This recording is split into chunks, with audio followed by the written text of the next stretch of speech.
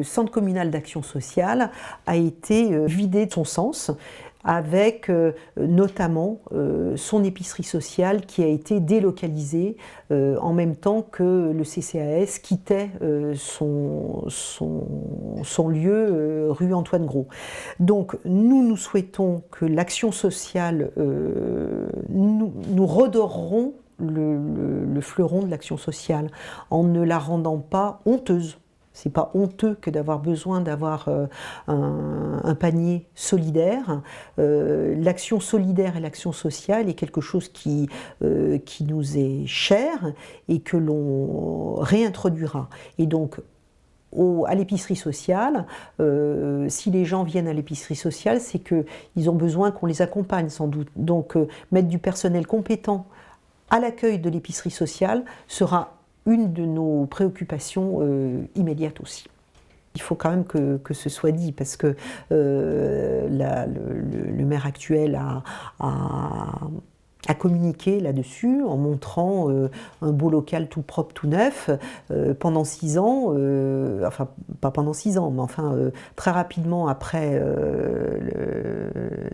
au début de la mandature du maire sortant, l'épicerie sociale a été délocalisée de son lieu qui était avec le CCAS, donc dans l'actuel local Crespe, rue Antoine Gros, et donc a été placée cette épicerie sociale dans un endroit qui est symboliquement quand même assez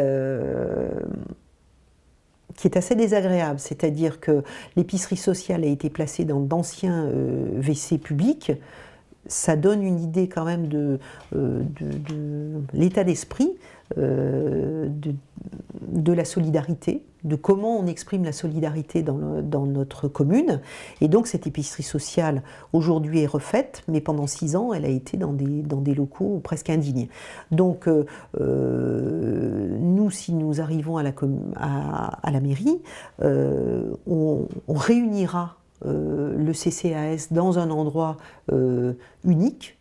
Ça reste à définir, il faudra qu'on voit où on peut le mettre, un endroit qui soit accessible, où les solidarités pourront s'exprimer sans honte, parce qu'on ne cache pas la solidarité, au contraire, on l'affirme.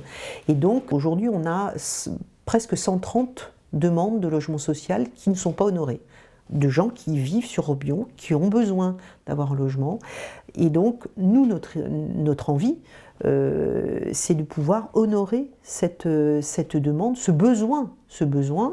Et donc, la commune ayant quand même beaucoup de bâtiments qui lui appartiennent, une fois qu'ils auront été rénovés dans le cadre éco-responsable que j'évoquais tout à l'heure, ma foi, on pourra proposer du logement social aux gens qui en ont besoin.